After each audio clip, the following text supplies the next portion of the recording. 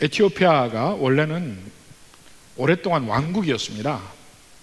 왕국이었는데 사실 지구상에서 가장 오랫동안 왕조가 이어진 왕국입니다. 그 마지막 황제가 그 셀라시에 황제였죠.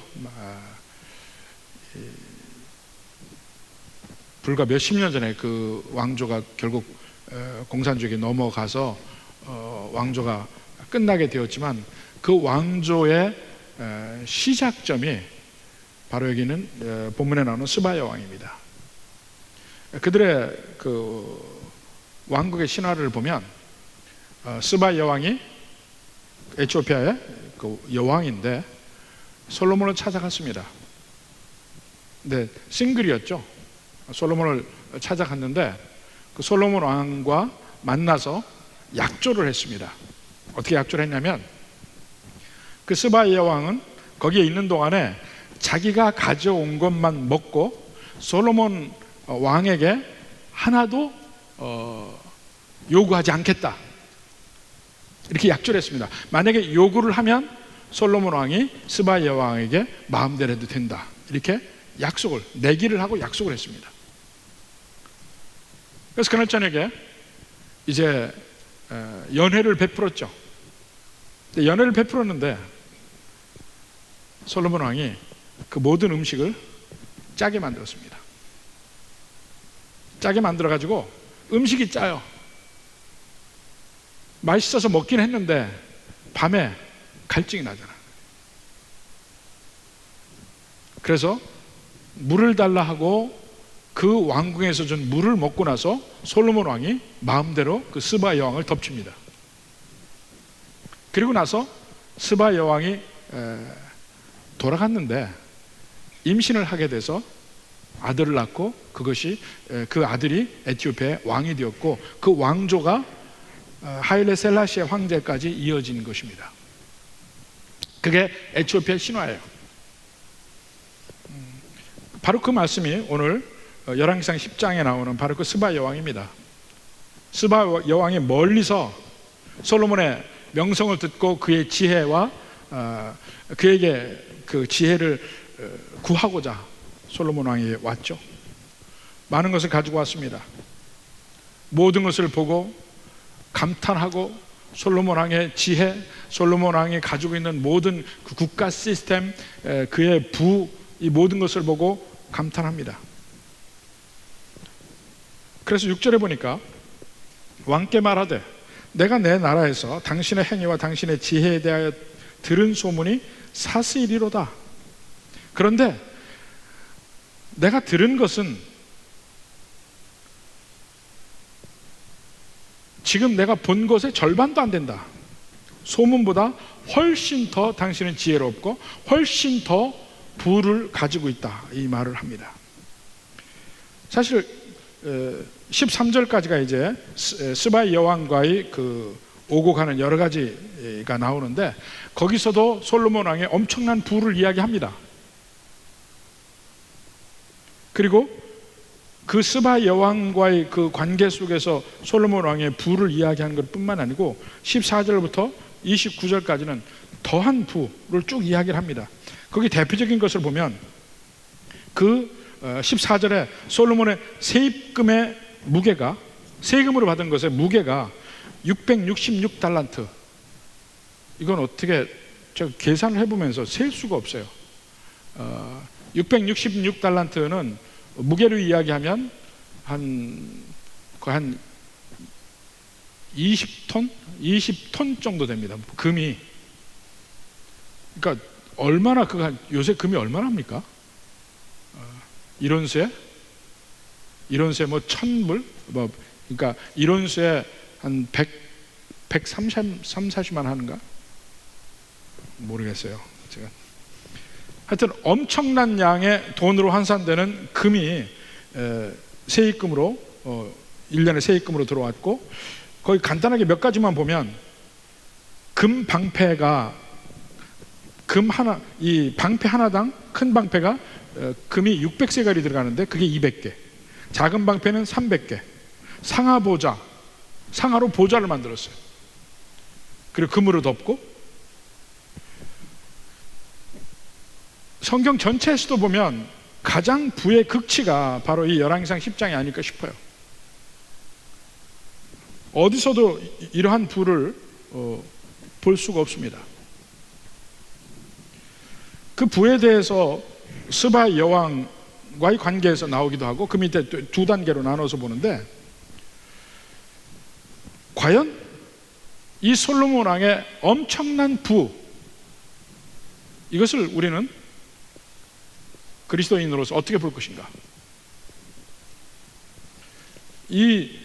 여기 나오는 엄청난 부를 보고 많은 그리스도인들이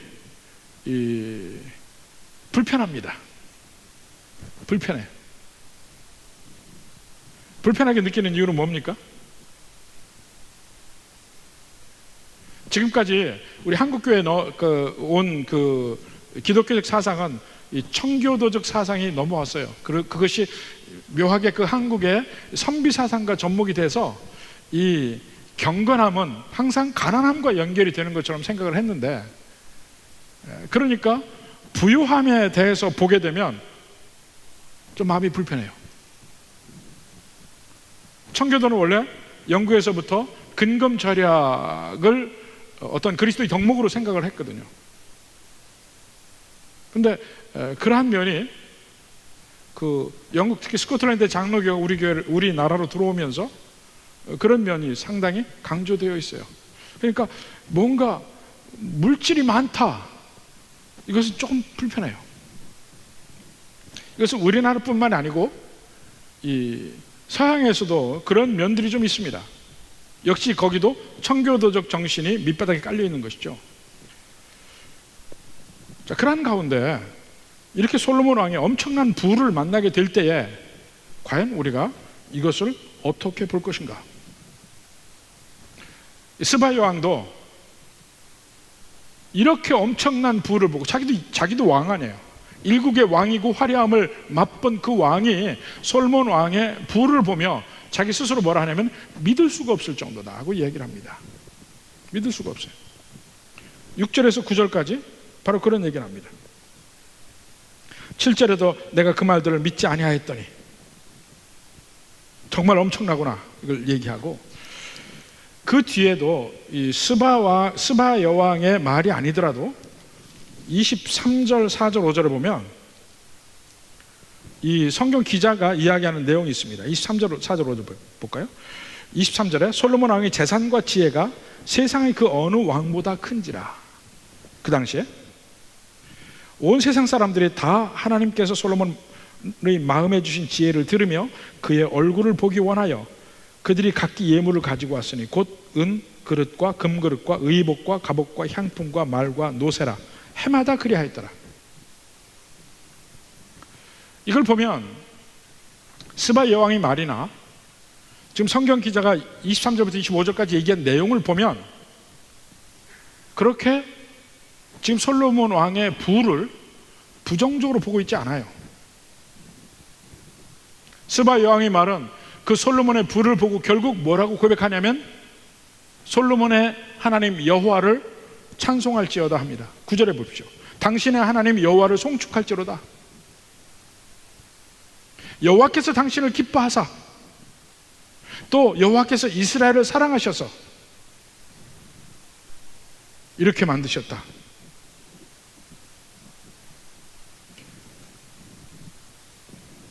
성경 기자도 솔로몬 왕의 재산과 지혜가 세상 그 어느 왕보다 크다 그랬는데, 한번 그 앞에 하나님께서 솔로몬 왕에게 주신 약속의 말씀하고 비교를 해보자 이겁니다. 3장 12절 13절 봅시다. 하나님이 솔로몬에게 하신 말씀이에요. 내가 내 말대로 내게 지혜롭고 청명한 마음을 주노니, 자, 솔로몬 왕이 여호와께 백성을 다스릴 지혜를 달라고 하니까 지혜도 주면서 13절에 뭐라 합니까? 내가 또 내가 구하지 아니한 부귀와 영광도 내게 주느니, 지혜도 주겠다, 부귀와 영광도 주겠다. 평생의 왕들 중에 너와 같은 자가 없을 것이다. 그런데 오늘 10장 23절에 보니까 솔로몬 왕의 재산과 지혜가, 하나님 주시겠다는 두 가지죠. 재산과 지혜가 세상의 어느 왕보다 큰지라, 하나님이 약속하신 말씀 그대로 된 것을 보여주고 있습니다. 그리고 오늘 10장 전체에서도 보면 1절에 보여. 1절에 여호와의 이름으로 말미암아 솔로몬의 명성이 났다고 그랬어요. 1절에도 9절에도 여호와께서 솔로몬을 기뻐하셨다, 이스라엘을 사랑하셨다.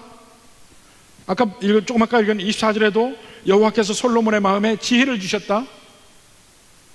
전부 그 결과로서 솔로몬에게 지혜가 있고 부귀와 영광이 있다는 얘기예요. 그러니까 이 전체 열왕기상 10장에서 보면 솔로몬의 이 모든 것은 하나님이 주신 것이고, 그 솔로몬의 부귀와 영광과 지혜가 크면 클수록 여호와의 영광이 드러나게 되어 있는 구조입니다. 솔로몬은 어떻게 이렇게 엄청난 부와 영광을 가졌느냐? 하나님이 그에게 그것을 주셨기 때문에. 그래서 사실은 이 구약성경 전체에서 하나님께서 세우신 이스라엘 왕국의 가장 찬란한 면을 보이는 것이 열왕기상 10장이에요. 가장 대단한 면, 가장 부유한 면, 가장 영광스러운 면, 그 당시 온 세상에서 가장 강성한 부유한 나라를 세운 겁니다. 그것이 전부 하나님의 약속대로 된 것이다, 이게요. 자, 이렇게 열왕기상 10장에서 성경은 솔로몬의 부에 대해서 부정적인 얘기 하지 않습니다. 긍정적인 얘기, 하나님의 약속, 하나님의 복, 하나님의 사랑하심, 하나님의 기뻐하심으로 그가 이것을 얻었다고 그래요. 그러면 그 의미는 무엇일까? 몇 가지만의 의미를 따져봅니다. 먼저 하나님의 축복의 증거라는 면에서 한번 생각해 봅시다. 하나님의 선하심이 그 백성에게 임하면 그 백성은 복을 누립니다. 근데 그 복을 누리는 중에 물질적 풍요로움도 있는 거예요. 그때 그 백성은 하나님께 감사해야 되고 하나님의 주신 것을 기뻐해야 합니다. 하나님께 감사한다는 얘기는 그 하나님이 주신 것이 있으면 하나님을 잊게 되면, 주신 분을 잊게 되면 그 주신 그것을 섬기게 돼 있어요. 우상숭배죠. 하나님이 우리를 사랑하실 때 우리에게 우리가 좋아하는 여러 가지 것을 주실 수 있는데, 그것을 누릴 때마다 하나님께 감사해야 주신 분을 잊지 않는 거예요. 그게 빠지게 되면 그 자체가 우상숭배가 돼. 그것이 집이 되든 차가 되든 그 어떤 물건이 되든 뭐 돈이 되든 뭐든 다 마찬가지입니다. 두 번째가 하나님이 주신 것을, 그 선물에 대해서 기뻐해야 돼. 주신 것은 전부 기뻐해야 돼. 기뻐한다는 말이 뭐냐면 하나님이 주신 선물을 멸시하면 안 된다 이거죠. 전도서 보십시오. 하나님이 주신 것을 즐거워하라, 누리라 이렇게 되어 있어요. 근데 한 가지 예를 한번 이걸 이해를 돕기 위한 그 예를 하나 들어보면, 아까도 잠깐 얘기했지만 그 청교도적 정신이라든가 또 한국교회에 들어온 유교적 선비의 정신, 이것으로 그 청빈함 이런 것을 미덕으로 여기는 면이 있는데, 좀 다시 생각을 해볼 것이 있습니다. 그래서 믿는 백성들은 너무 좋은 것을 누리는 것을 죄악시해요. 내가 좋은 것을 내가 충분히 누릴 수 있음에도 불구하고 그 좋은 것을 누리는 것 자체를 죄악시해. 믿는 백성들은 내게 있는 것을 풀로 누려서는 안 된다고 생각을 해요.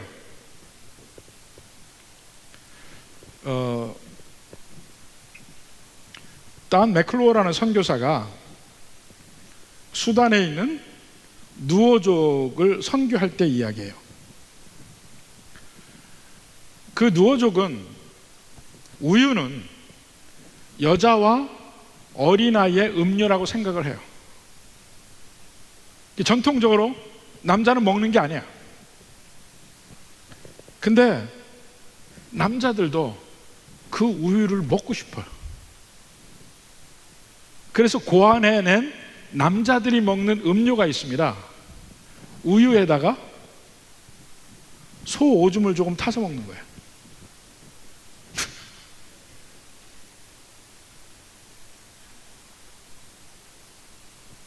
그러니까 소 오줌을 좀 타서 먹으면 아무도 여자들과 아이들의 음료를 남자가 먹네 이렇게 놀리지 않는단 말이에요. 그래서 소 오줌을 타서 먹어. 그게 남자들의 음료예요. 우유를 즐기고는 싶은데, 우유를 마시고는 싶은데 그냥 먹으면 안 될 것 같으니까 조금 오줌을 쳐서 먹어.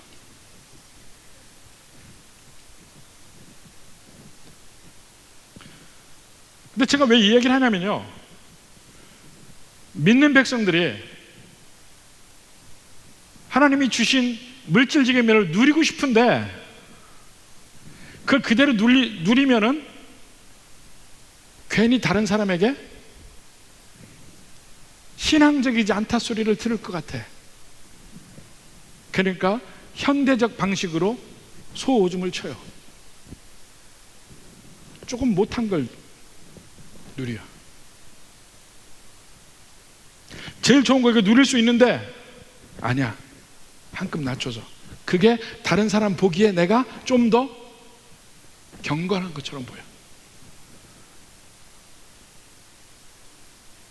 그렇지 않아요?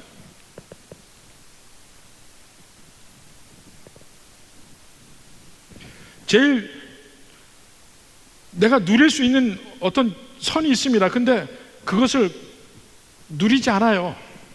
그게 덕이라고 생각해. 조금 낮춰, 절제해. 근데 이제 물론 그 면이 믿는 백성들의 그 공동체 속에서 그 전체적으로 깔려 있는 생각이 있는데, 다시 한번 하나님 앞에서 하나님이 내게 주신 것을 정말 감사한다는 측면에서도 다시 생각해 볼 수도 있습니다. 꼭 내 능력 밖의 것을 자꾸 누리라는 그런 얘기는 아니에요. 우리들의 마음속에는 하나님이 주신 부유함이라 할지라도 그것을 끝까지 누리는 것은 잘못된 것이다 이렇게 생각한다니까요. 언제나 절제해야 되고, 언제나 좀 못해야 되고, 조금 더 수수해야 되고, 그것을 정말 하나님이 주셨다 하고 누릴 수는 없을까? 이러면서 생각해 볼 필요가 있답니다. 잠언서 10장 22절 봅시다. 여호와께서 주시는 복은 사람을 부하게 하고 근심을 겸하여 주지 아니하시니라.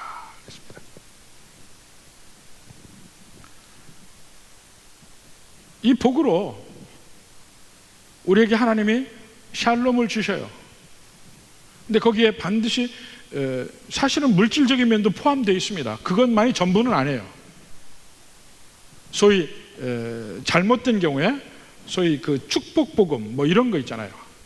우리가 하나님을 잘 믿으면 물질적으로 풍요하라든지, 이게 목표를 물질에 두는 그러한 그 잘못된 복음을 이야기하는 경우도 있지만, 그게 아니더라도 하나님이 복 주실 때는 우리의 마음의 평강과 물질적인 면도 포함되어 있습니다. 그리고 그것을 주신 그것을 정말 감사하고 그냥 순전하게 누릴 줄도 알아야 된다는 얘기예요.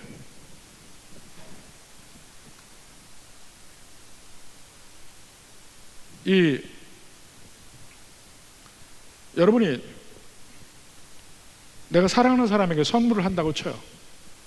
그것은 내 아내나 남편에게도 그렇고 내 자녀들에게도 그렇고 정말 마음을 다해서 나름대로 최고로 선물을 하는데 상대편이 그것을 다 누리기를 원치 않을 때 어떻게 생각하세요? 이건 내가 아니야. 어느 가정에서 그런 얘기 하더라고요. 물론 서로 열심히 생활을 하는 가운데 물론 삶에 찌들릴 수 있지만 어느 날 아내를 위해서 멋진 식당을 예약하고 좋은 분위기로 아내를 즐겁게 해주고 싶었어요. 아내와 함께 갔습니다. 앉자마자 아내가 타박을 해. 이 돈이 얼마요? 얼마짜리야 이거? 우리가 이런 데 왜 와? 할 때 그 남편의 기분은 어떻겠어요? 사랑으로 마음껏 표현하고 주고 싶을 때 그 받는 사람이 그대로 좀 있는 그대로 누려줬으면 좋겠어요. 근데 그러지 못할 때 주는 사람이 어떻게 하냐 이게요. 하나님이 우리에게 주시는 것은 복으로 주십니다. 근데 그것을 있는 그대로 감사하고 누릴 줄도 알아야 되고 그리고 그 물질을 가지고 하나님 뜻대로 쓰는 법도 알아야 돼요. 그건 지혜입니다. 그렇지만 누리는 법도 알아야 돼요. 누릴 수도 있어야 되고 지금 솔로몬의 그 영광 안에서 누리는 면에 대해서 거부감을 갖지 말자 이겁니다. 오히려 그러한 솔로몬이 가지고 있는 부와 영광 때문에 수없이 많은 주변의 사람들이 솔로몬에게 와서 지혜도 듣고 그의 영광의 큼을 보기를 원해요. 보면서 결국은 마지막에 뭐라고 그래요? 여호와를 찬양하는 겁니다. 이것이 그러니까 있는 그대로 하나님이 주신 그 영광의 빛을 있는 그대로 보고 감사하고 누릴 줄 아는 면도 필요하다 이겁니다. 마지막에 여러분 새 예루살렘 천국에 가서 엄청난 부유함과 이런 것이 있을 때 거기 앉아 있을 때 그냥 죄책감만 느끼고 아이고 나는 이런 거 못 느껴요, 못 누려요 이렇게 하겠냐 이거예요.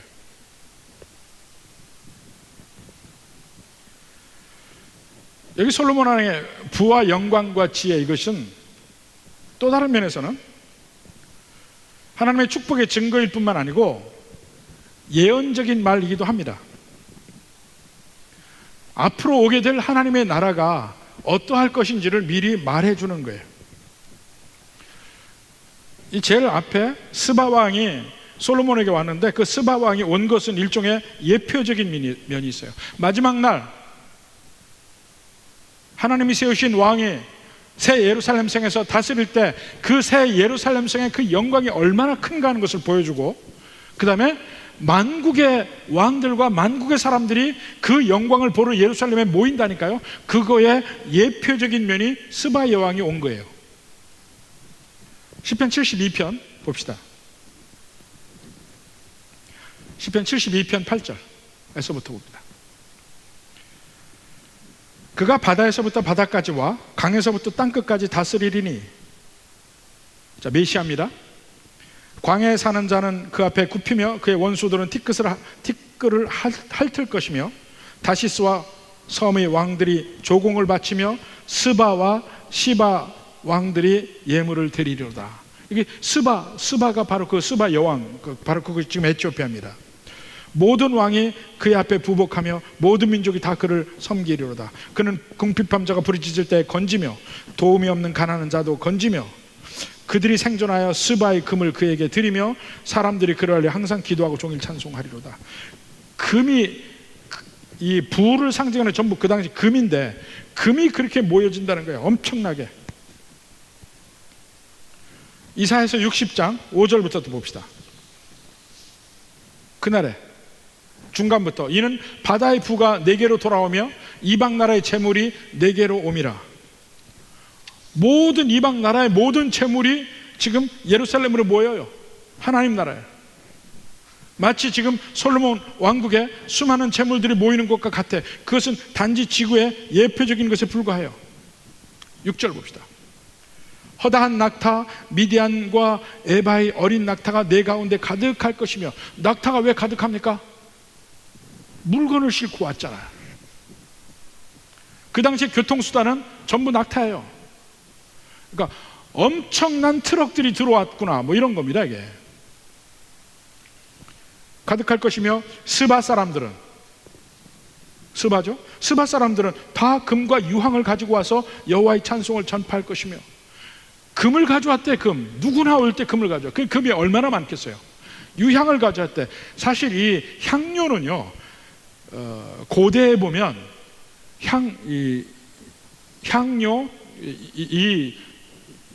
인센트 이런 것들이 금은보다 더 비싼 거예요. 엄청난 부유함의 상징. 그래서 뭐 향신료 전쟁이라는 것도 있었고, 이게 모든 그런 것들입니다. 그 다음에 7절에 게달의 양무리는 다 내게로 모을 것이요 느바요의 수양은 내게로 공급되고. 게달, 느바요 다 그런 것들로 유명한데 엄청나게 많이 모인다 이거죠. 많은 금과 보석을 낙타에 싣고 왔더라. 이 스바 여왕이 한 거 아니에요. 2절에 보니까 스바 여왕도 낙타에 싣고 왔어요. 근데 이사야에서도 앞으로 올 하나님의 나라에서도 스바에서 금과 유황을 가지고 낙타에다 실어 올 것이다 이겁니다. 미리 스바 여왕이 낙타에다 이런 걸 싣고 왔어요. 미리 보여준 거예요. 예표적으로. 마치 우리 삶에서도 어린아이들 보면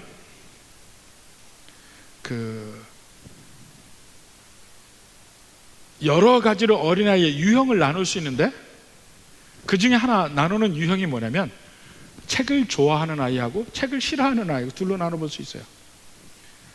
책을 좋아하는 아이는 어떻게 됩니까? 나중에 분명히 공부를 잘해. 그러니까 책을 좋아하는 아이, 자라다 보면 나중에 공부 잘하는 아이로 성장했어요. 근데 그게 서로 연결점이 있는 거 아니에요. 그러니까 이런 면에서 스바의 여왕이 낙타에다가 은, 금 이런 향료를 싣고 오는 것이 일종의 미리 보여주는 것과 비슷해. 나중에 하나님의 나라가 세워지는 그때, 마지막 그날이 되면 엄청나게 많은 재물과 금과 향료와 이런 것들이 예루살렘에 모여질 것이다. 이런 면에서 지금 열왕기상 10장은 예언적인 내용이에요. 드디어 아브라함에게 하나님이 약속하신 그 모든 것이 구약 안에서는 최고로 극치로 이루어진 순간이 열왕기상 10장이에요. 모든 이스라엘 백성들이 편안하게 살고 세상의 모든 금과 향료들이 전부 예루살렘에 모이고 왕들도 찾아와 그 모아는 것들을 가지고, 거기에는 금이 넘쳐나. 이게 하나님의 축복의 상징이에요. 앞으로 하나님 나라가 임하면, 그리고 하나님이 세우신 왕이 있으면 결국 이러한 나라가 되리라 하는 예언적인 면이 들어가 있단 말입니다. 자, 이사야 2장 2절도 마찬가지예요. 말일에, 마지막 끝날에 여호와의 전의 산이 모든 산 꼭대기에 굳게 설 것이요 모든 작은 산 위에 뛰어나리니 만방이 그리로 모여들 것이라. 만방이. 이미 지금 이 열왕기상 10장 보면 솔로몬의 기도가 이미 이루어진 것을 알 수가 있어요. 그 앞에 솔로몬의 기도를 봅시다. 8장 41절. 또 주의 백성 이스라엘에 속하지 아니한 자 곧 주의 이름을 위하여 먼 지방에서 온 이방인이라도 그들이 주의 크신 이름과 주의 능한 손과 주의 펴신 팔의 소문을 듣고 와서 이 성전을 향하여 기도하거든 그들에게도 부르짖는 대로 이루어지시고, 이렇게 얘기합니다. 그것이 드디어 이루어지는 그때예요. 여기 열왕기상 10장은 그러니까 우리 같은 이방인들에게도 소망을 주는 말입니다. 원래 우리는 이방인이잖아요. 유대인이 아니잖아요. 그런데 구약 성경을 읽는 가운데서도 이미 하나님은 이방인을 위한 계획도 세우고 있다는 걸 보여주고 있어요. 이스라엘 백성들은 매개체야, 매개체. 하나님 먼저 이스라엘 백성들을 택하시고 그들에게 말씀을 주시고 그들에게 택하신 백성에게 복 주시는 것을 만방에 보여줘요. 그것의 극치가 솔로몬이야. 그러면서 하시는 말씀이 뭐냐? 솔로몬 왕에게 수없이 많은 이방의 왕들 사람들이 와서 솔로몬 왕의 부를 보고 여호와를 찬송하고 여호와를 알게 된다 입니다. 마지막 날에도 그럴 것이다. 그러니까 이스라엘뿐만 아니고 이방인들까지도 복 주시는 하나님의 약속이 이 안에 있는 거예요. 단지 여기서 다 예루살렘으로 모인다고 했는데 지금 팔레스타인에 있는 그 예루살렘이 아니고 하늘의 예루살렘입니다. 우리가 갈 때는 그 예루살렘이 아니에요. 그 예루살렘은 옛날에 예수님이 어떻게 거기 사셨는지, 옛날에 야곱과 아브라함이 어떻게 살았는지 보러 가는 것 뿐이에요. 우리가 가야 될 예루살렘을 간다, 그런 개념은 아닙니다. 성경의 말씀이 진짜구나, 이걸 느끼러 가는 거예요. 그러나 우리가 갈 예루살렘은 거기가 아니에요. 하늘에 있는 새 예루살렘, 예수님이 준비하신 예루살렘, 그곳에 우리는 가게 됩니다. 자, 이것은 아까 말씀대로 하나님의 축복의 증거니까 그대로 누리는 면에서 전혀 문제가 없는 것이고, 예언적인 면으로 앞으로 오게 될, 지금은 아닐 수도 있지만 앞으로 결국 우리에게 주시는 하나님의 복과 은혜를 얘기하고 있고, 또 하나는 이것이 어느 면에서는 정죄의 말이기도 합니다. 아직 스바이 여왕의 이야기가 끝나지 않았어요. 무슨 말이냐면 예수님의 말씀 중에 스바이 여왕이 나옵니다. 마태복음 12장 42절 봅시다. 심판 때 남방 여왕이 일어나, 남방 여왕이 바로 스바이 여왕입니다. 에티오피아가 이스라엘 남쪽에 있죠. 남방 여왕이 일어나 이 세대 사람을 정죄하리니 이는 그가 솔로몬의 지혜로운 말을 들으려고 땅끝에서 왔음이거니와 솔로몬보다 더 큰 이가 여기 있느니라.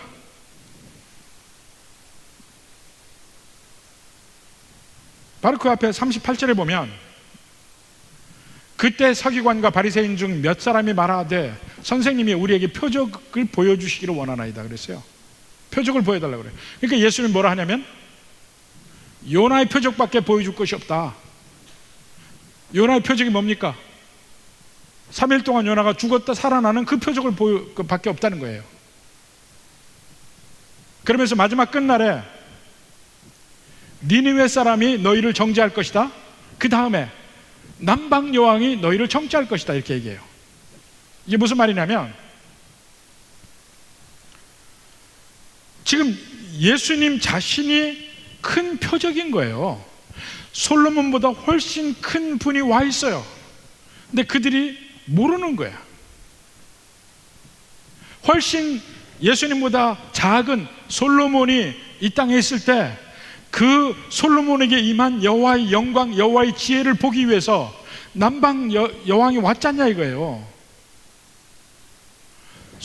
예수님보다 훨씬 작은 사람을 보고도 그 안에 여호와의 영광을 보고 오는데, 훨씬 큰 예수님이 있음에도 불구하고 너희는 그것을 보지 못하고 내게 와서 하나님의 말씀을 들으려고 하지 않느냐 이거예요. 그래서 마지막 심판날이 있을 때 내가 무엇을 잘못했습니까 하고 생각할 때 그 앞에 스바의 여왕이 나타날 거라 이거예요. 나타나는 자체로 너희는 깨달으라 이거예요.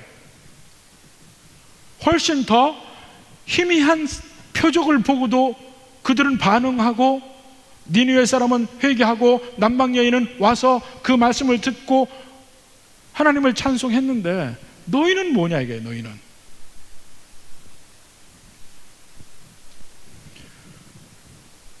이스라엘 백성들에게 이방인들보다 훨씬 더 큰 특권이 주어졌었습니다. 하나님의 말씀이 있었죠. 예수님을 직접 보는 특권도 그들에게 있었어요. 그러니까 당연히 더 큰 사인과 더 큰 표적을 보여주었음에도 불구하고 그들이 안 믿은 것은 더 큰 심판을 받아야죠. 오늘날로 돌려서 얘기해 봅시다. 예수님 당시의 사람보다 우리는 더 명백하게 하나님의 말씀을 가지고 있어요. 이렇게 아주 보기 좋게 한 권으로 하나님 전체의 말씀을 누구나 볼 수 있게 되는데, 이것은 이렇게 볼 수 있게 된 게 얼마 안 됐습니다. 성경 전체가 한 권으로 해서 이렇게 우리가 딱 가지고 갈 수 있게 된 게 얼마 안 돼요. 일제강점기에는 이 성경이 쪽복음이라고 있었어요. 마가복음 한 권, 누가복음 한 권, 이렇게 쪽복음이 있었습니다. 저희 할아버지가, 증조 할아버지가 책이 많았습니다. 어려서 내가 몰라서 그랬지, 나중에 대학을 다닐 때 보니까 정말 귀한 책인데 이 사람 저 사람 다 가져가고 몇 권 안 남아서 얼른 제가 갔다가 따로 모셔놨는데, 그 중에 보니까 쪽복음도 있었어요. 누가복음, 책 한 권으로 돼 있어요. 그분 예수님 안 믿은 것 같은데 쪽복음도 읽으셨더라고. 그렇게 이 성경 한 권을 갖는다는 게 몇십 년 전까지만 해도 정말 어려웠습니다. 그 전으로 100년 전, 200년 전으로 가면 말할 것도 없고,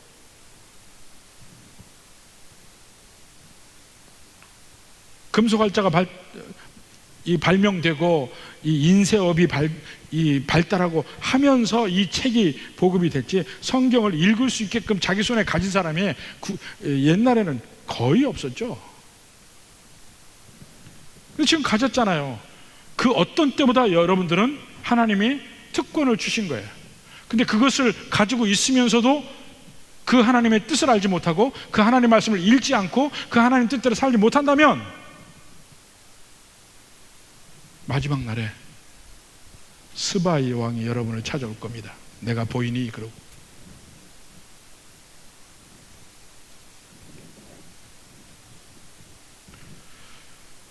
특권을 가졌다는 것이 그만큼 책임이 따릅니다. 근데 오늘날 사회에서는 우리가 특권적 위치에 있을 때 종종 그 책임을 잊어요.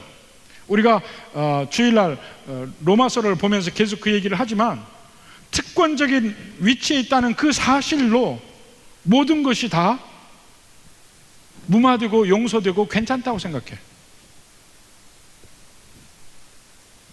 그래서 특권적 위치에 있다는 사실 가지고 무책임해져요. 마치 내가 법 위에 있다고 생각해. 그러니까 가끔씩 왜 뉴스에 나오잖아요. 막강한 권력을 가진 사람이 뭔가 법을 어겨서 걸릴 때 꼭 하는 말이 무슨 말입니까? 내가 누군 줄 아냐? 뭐 이런 말. 내가 누구누군데 법을 어겨놓고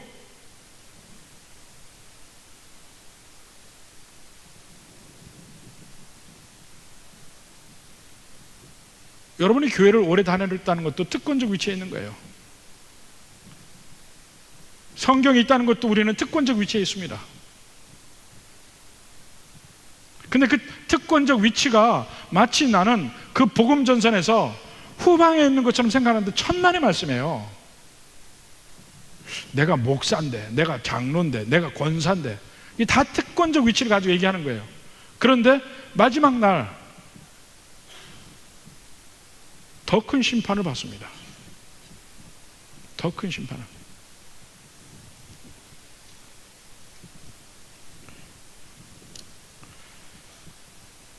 바로 그런 면 때문에 오히려 교회에서 직분을 맡은 사람들이 과연 천국에서 영광이 있을까? 이런 회의도 갖습니다. 회의도 가져요. 추석 명절도 되고 했는데 마지막에는 제가 우화를 하나 소개하고 마치겠습니다. 어떤 사람이 천국에 갔어요. 천국에 갔더니 예수님이 중국집을 하고 있어요. 막 옆에 보니까 막 진수성찬으로 먹는 분이 있는데 자기가 갔는데 예수님이 짜장면밖에 안 주는 거예요. 예수님, 저는 교회에서 이렇게 일도 하고 저렇게 일도 하고 장로의 직분도 했는데 왜 저 사람은 저렇게 진수성찬이고 나는 짜장면입니까? 그러니까 예수님이 하시는 말씀이, 야, 너 그런 소리 마라. 니네 목사는 배달 나갔다 그러더니.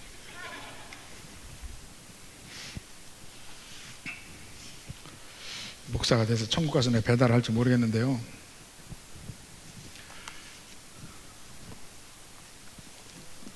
우리가 가진 교회를 오래 다니고 교회에서 직분을 갖고 여러 가지 면에서 특권적 위치에 있다고 생각을 할 때 더 큰 책임이 있습니다. 더 큰 책임이 있습니다. 이스라엘 백성들이 그 면에서 실패했고 우리에게 경고하고 있고, 바리새인들이 그런 면에서 실패했고 그 면을 예수님이 끊임없이 경고하고 있고, 오늘 본 열왕기상 10장에서도 바로 그런 면을 우리에게 예표적으로 보여주고 있습니다. 부디 주님의 이러한 경고와 격려의 말씀, 이 말씀이 여러분의 삶에 날로 새롭게 비춰지는 은혜의 말씀이 되기를 주님의 이름으로 축원합니다. 기도하겠습니다.